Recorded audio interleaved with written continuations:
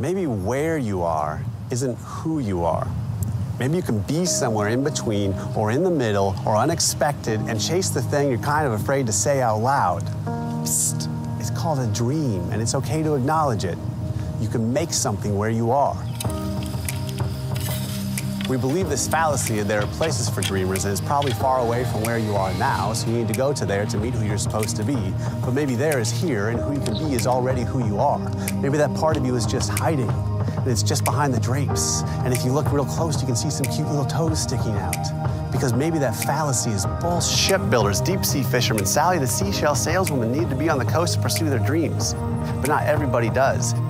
The idea that a phone call to U-Haul is the permission you need to get started is wrong. Maybe you don't need permission. Maybe you have permission. Maybe I'm giving you permission. Yeah, I'm giving you permission. And I'm on the internet, so that's worth something. You can make something where you are.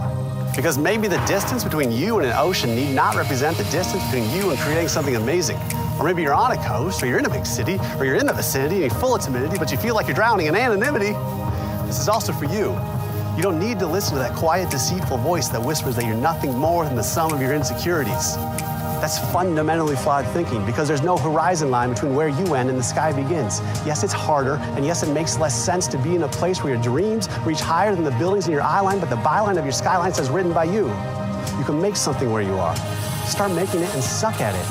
Well, suck at it and think that you're great at it, but then look back and realize that you sucked at it. But enough time has passed that you truly are great at it now. I'm in a mid-sized city in the Midwest, trying to make something happen that shouldn't, a late-night talk show. I'm trying to make a real unicorn out of a Shetland pony and a paper towel roll, but why not give it a shot? Why not? Listen, I'm not trying to be an astronaut. I just have a goal situated right outside of practicality where dreams belong. You don't have to wait for perfection before you start. Start while the kids are sleeping. Jot notes while the boss isn't looking. Talk to yourself in the car. Start kind of believing it, then say it out loud and listen to your friends tell you that you're not crazy.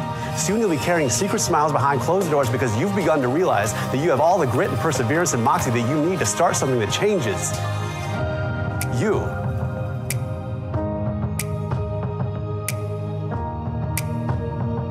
Because maybe those maybes are yeses, and maybe, just maybe, you can make something where you are.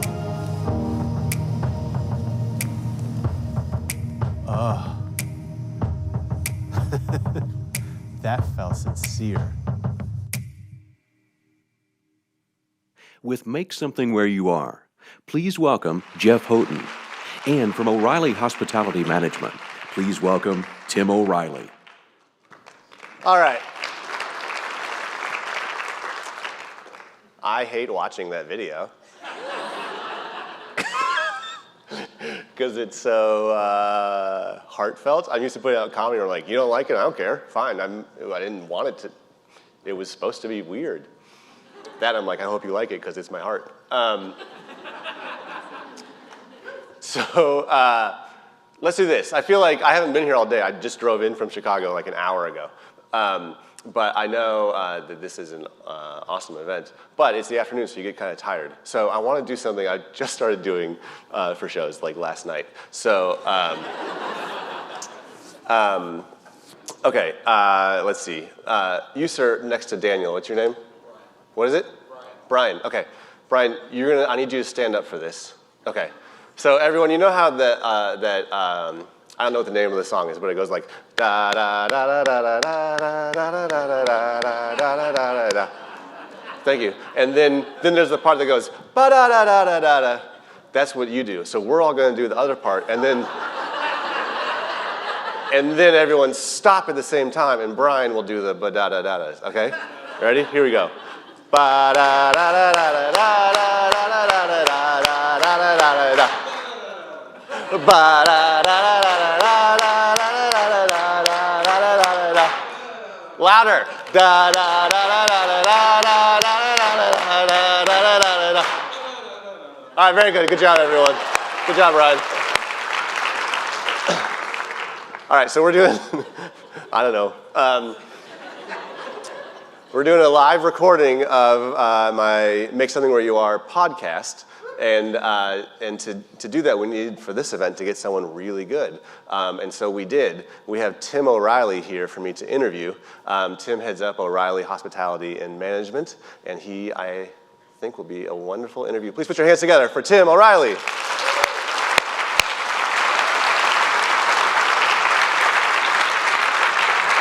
Tim. So we were going to come out at the same time. That's why the voice introduced us. But then I was like, I don't want Tim to have to sit here while I do the ba-da-da-da thing. So how are you, Tim? Pretty good. I just hope I don't have to sing up here or anything like that. No. So. Well, we'll see what this sheet says. Yeah, all right. See what happens. Okay, first, just tell everyone what O'Reilly Hospitality Management is. Just give everyone the backstory on that. We're a hospitality, hotel, restaurant, and we have some retail establishments, but we're a development and management company. So we have architects and develop, manage projects, and then we operate them. And they're all across the country? Yeah, we're in 9 states. Okay. And do you have favorite places to visit of those? Yeah, that may have driven some of the decisions. We go to Phoenix and Florida and South Texas, so those aren't bad places to visit. But probably none in the Dakotas? No. Yeah.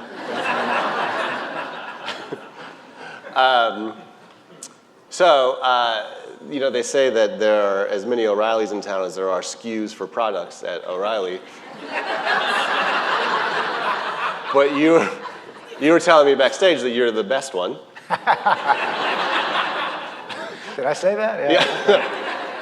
But you, I find, like, particularly for Make Something Where You Are perspective inspiring is that, I mean, O'Reilly Auto Parts, first off, and then so many of you did stay around here to pursue your own things. What was it like growing up in O'Reilly with a store with the same name? It was interesting. It was a lot different than it is now. When I was growing up, my dad's Charlie, and he moved from Springfield to Joplin to open up O'Reilly Auto Parts number 2. Mm-hmm. My upbringing anyway was, we had the same struggles that a lot of people have, trying to make it all work as a small company. And so I saw that, and that's how I was raised in the business, working, at a very early age. But it was, a lot of fun, and it was like family. All along, the company was like family. Yeah, I can't imagine at that point you have this sense of what it would be now. Was it more just like get by sort of mode? Yeah, absolutely. I mean, my grandfather and great-grandfather started the company in 1957, and there's still a very distinct memory of the Depression at that point. So you think of from 57 to the 70s, there being 2 stores. That's not massive growth at that point. So for how many years was it 2 stores? I mean, that was about 15 years, I think. Yeah. So no, I don't think there was any idea. If you talk to my dad or my uncles, they'll say that. They say, we didn't have this vision to be 5,000 stores. So it's been amazing what has happened, and it just comes from a lot of people buying into their vision and a lot of hard work. Yeah. So then you graduate high school and you go to Westminster College. I did. And you were co-captain of the basketball team your senior year. I was. How quickly in conversation do you bring that up to people? Yeah, well, people are, they're very impressed by that. Yeah. It's sort of in the same realm as Duke or North Carolina. Yeah, so, yeah. But, I stuck with it for 4 years and was the co-captain and had a lot of fun and made great relationships. So, it says something about. Were you a shooting guard? What were you? I was. A lot of my friends, I've had a left shoulder surgery, and a lot of my friends say there's a reason for that, because I shot too much. So. Yeah. How many points per game? It varied. My last 2 years, maybe I was, 12 points a game, something like that. That's not nothing. No, yeah, like I said, I shot a lot. I'm not telling you my percentage. So. Yeah. And how close were you to being drafted? Well, drafted for what, I guess is the question. But definitely no NBA suitors in my experience. There were a lot of guys of my talent level. So. Do you have you played though? Have you kept playing? Oh yeah. We have the league at the Monday night league at the downtown Y that we've been doing for years, and And as people have knee surgeries and back surgeries, they get on the disabled list and can't play anymore. And luckily, I've stayed away from those, but we have a lot of fun. Is it a half-court game now? Yeah, we just play horse, actually.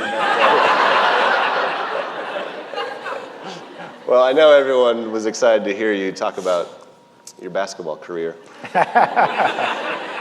So after that, you go to law school. And where'd you go?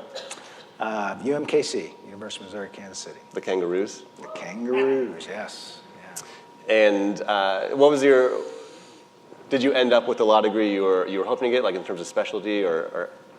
Yeah, I just got the JD degree. Yeah. So, it's just a general degree. Did you ever practice law, or Yeah. did you go into? Oh, yeah. No, I practiced for 20 years. Oh, 20 years, yeah. Here in Springfield. What sort of law? Civil law. Okay. Did a lot of litigation, and then at the end, more consultations in HR law. What's HR law? Human resource employment law. Oh, that sounds like the worst. Yeah. I talk about my days practicing law, and it was when I was on the rock pile. It's not a fun existence when Right. people are arguing and fighting and suing and that kind of thing. So. Because there's, in terms of my ranking at a typical office, like CEO is pretty cool, vice president's pretty cool, but then HR is down here, and then you're dealing with when there are problems with something down here. Yeah, that's the law in general. People don't come to see a lawyer unless they have something going wrong. So, Yeah. Not a happy existence usually. It's not a John Grisham dramatic courtroom moments. No, not always. No. Do you ever do stuff in a courtroom, or is it just Yeah. like paperwork? No, I did litigation. Litigation, there's a word for it.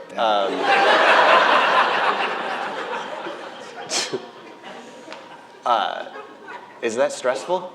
Yeah, very stressful. Yeah, that was one of the reasons I was looking for a new gig for a long time. So stressful. You don't see your family a lot, and probably really wasn't for me long term. But great environment to learn a lot about how things work. But I imagine it was a lot of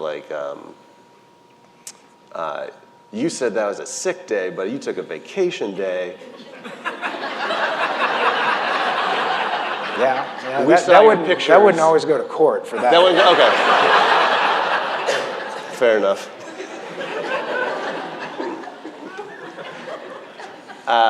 Okay, so back to O'Reilly Auto Parts.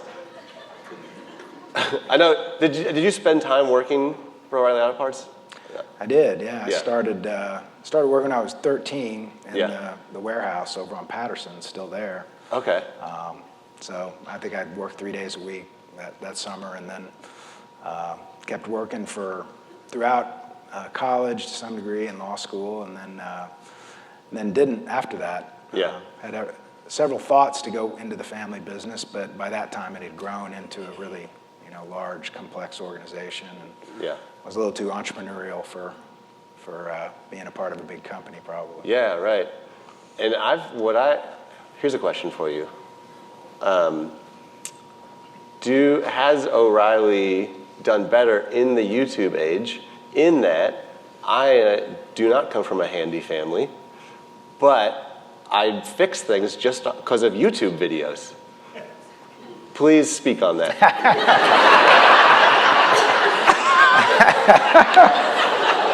I thought we were going to talk about hospitality. That's what I know. We're talking about auto parts and basketball. All right, hospitality. I have questions about that. But I think YouTube does help the auto parts industry. Yeah. They used to call people shade tree mechanics. That's the term, so people that did their own work. And it's obviously a lot easier. And if they can go and get a part and know how to do it, then that helps the retail side of the business. So you said you have this entrepreneurial spirit and wanted to do something like that. What were the early days of starting a hospitality company like?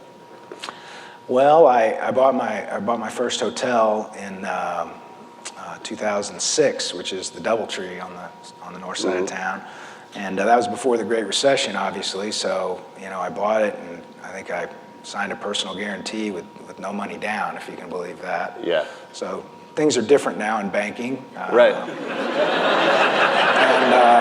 But it was nice to get in at that time, and getting in right before the recession, and then we renovated the hotel and brought Houghton's in, and had a lot of twists and turns in the meantime. But we finally got it open, and that was in April of 2008. So those of us that lived through that time know that later that fall was when things really went to hell. And so, great timing to start a new company. And did that mean like fewer people traveling? It did, but Springfield, I think, was in need of a more upscale hotel environment, and so, we went up while everybody else was having to, suffer through losing business that they had. So it was just a really great experience from the very beginning, and it's kind of what hooked me into the hospitality completely at that point. Yeah. And you do not only a hotel, but then you also open Houghton's right around the same time. Yeah. So you're jumping into two different worlds you don't necessarily know anything about at that point, right? Right.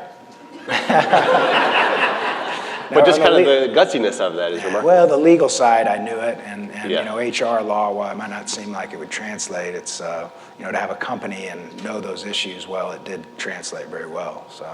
Yeah, I imagine so. And then, how long until you start? Like, you haven't done the O'Reilly Auto Parts model? You've grown pretty quickly. How long before you got your next place?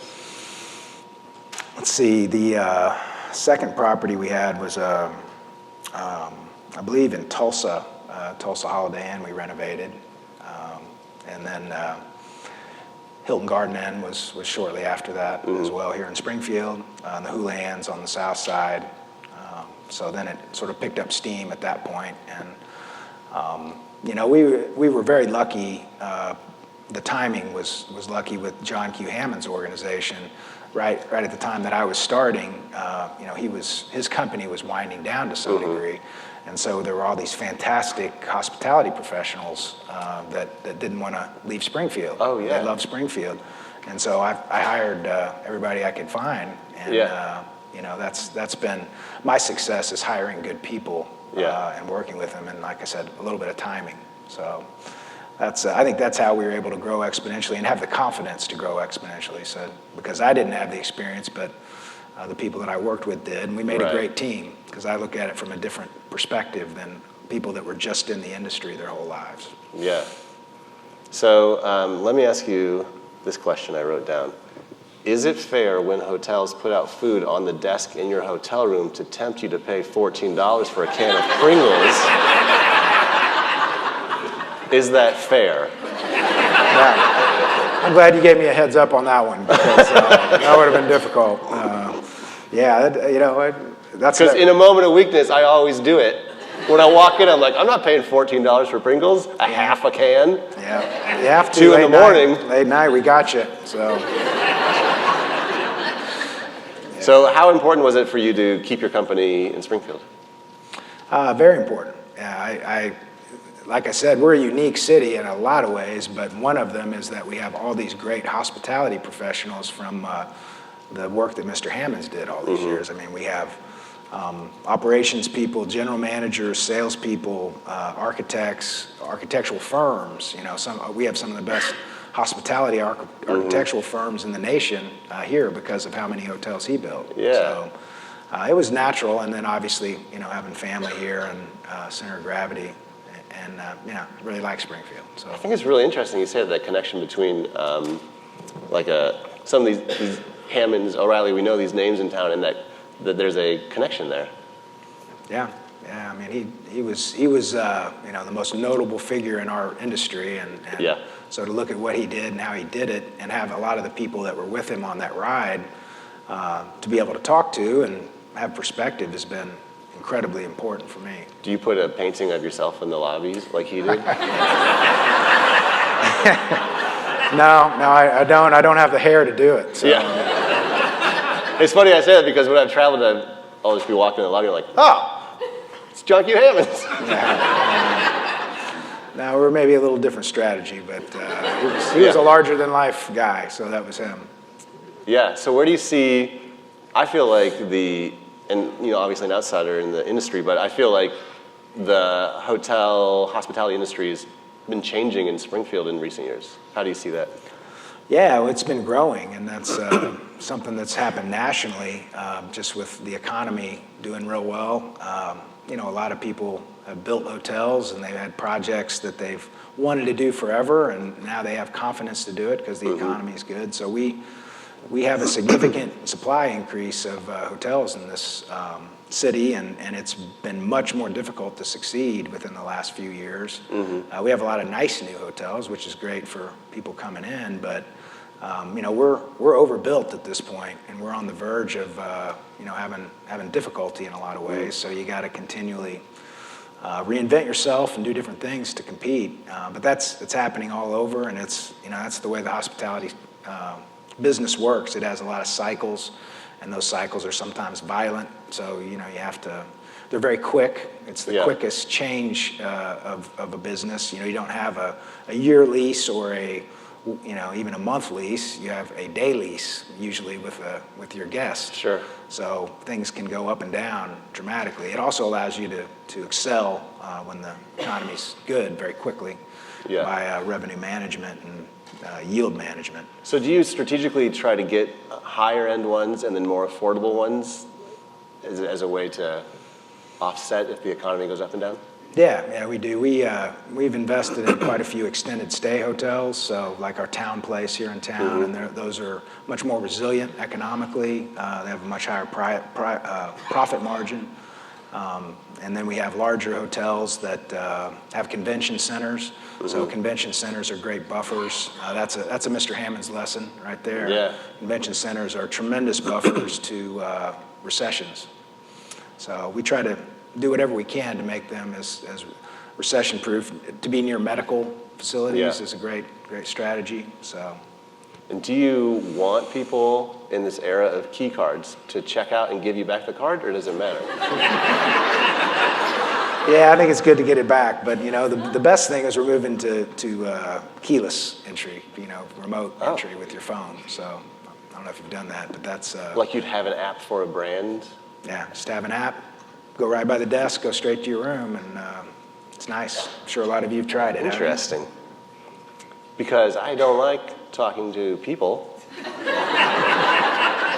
Don't you feel like that's how society is moving? We're just like, gross, people. As much as we can not talk to each other, the better. Yeah, it does seem a little counterintuitive when you're going to a hotel full of hundreds of people and don't want to talk to anybody, but that's the way things are headed. So, Big Shots Golf, did I say that right? Big Shot or Big Shots? Big Shots, yeah. Yeah, Big Shots. You're building that at the moment where the former Kmart was on Glenstone and Kearney. What prompted you to bring that to town? Well, it was an idea actually by a couple of family members. We were looking at, we have a Marriott hotel in Fort Worth, Texas, and it has a golf course and it has a restriction to golf. And we were talking about golf-related things that we could do. And somebody on a conference call brought up, well, what about those golf entertainment facilities? So we're building one there, and then automatically thought about Springfield because I've owned that Kmart for a while, and when we bought that, retail was probably a lot stronger than it is now, traditional retail. Yeah. And so that changed just dramatically, and so trying to figure out what to do with that site. I want to try. We've had a lot of great success on the north side of Springfield. Our DoubleTree there has been up in the top 5 in the world in guest service scores for a long time. Oh, wow. And so it was just kind of a natural fit, and it was something that would be a synergy for that side of town, and then our hotels. And I think it's an activity that would be a lot of fun and be very notable in Springfield. Yeah. Explain what it is, people that don't know it. It's a driving range basically, and it's 2 stories, and so it has golf bays on the outside. And the difference between Big Shots and why we decided to partner with them and something like Topgolf is basically hitting a golf ball and trying to hit a hole like you would on a golf course. Big Shots has technology. It has Doppler radar that follows the ball, And so it tracks the ball, and then you can play games on a screen in virtual reality. So you can play Pebble Beach Golf Course on the screen. You can play against people at other big shots. That's the long-term vision. As soon as so you can have teams of people playing, and then it's a food and beverage. It has a meeting space. So there's places for events of all sorts, and a place to hang out and have a good time. And it's the great thing is it's golf for the non-golfer. So yeah, that's super fun. Yeah. And was Ron Hurst mad that you took his Doppler? Maybe. Yeah.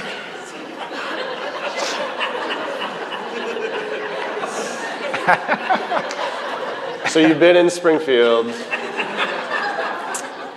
Don't tell Ron. So you've been in Springfield most all of your life, I suppose, outside of school. Yeah. So it's 10 years from now, let's say. It's 2030. What are some of your hopes for Springfield? I think we're headed in a great direction. We got so many great people that are so excited about our community and doing such great things in all sectors, and we have so many incredible entrepreneurs. I think we're headed in the right direction. The one thing that I'm working really hard to try to advocate myself, and I hope we can all join together, is just sustainability. Mm-hmm. I think Springfield lacks a little bit in sustainability initiatives. I think CU does a great job. I think we buy 40-some% of our power from sustainable sources, but we don't do anything here in Springfield for sustainable. So I hope we're an ultra sustainable, high class or high quality place to live with, trails and a lot of the things that are being planned and talked about. Hyperloop would be cool. Yeah. But really, the sustainability piece. I think we only got one shot on this planet, and I think we're screwing it up right now. Yeah. And so I hope Springfield takes the lead in that regard rather than dragging in the back to some degree. There's a lot of things we can do, and we try to do some, and being a zero, a net zero energy producer and consumer for our buildings is a great goal to have. Yeah. So. Yeah. Well, that's great. Well, thanks for chatting with us and for what you've built here and keeping it here. And there he is, Tim O'Reilly. That's the podcast. You bet. We're done. Thank you.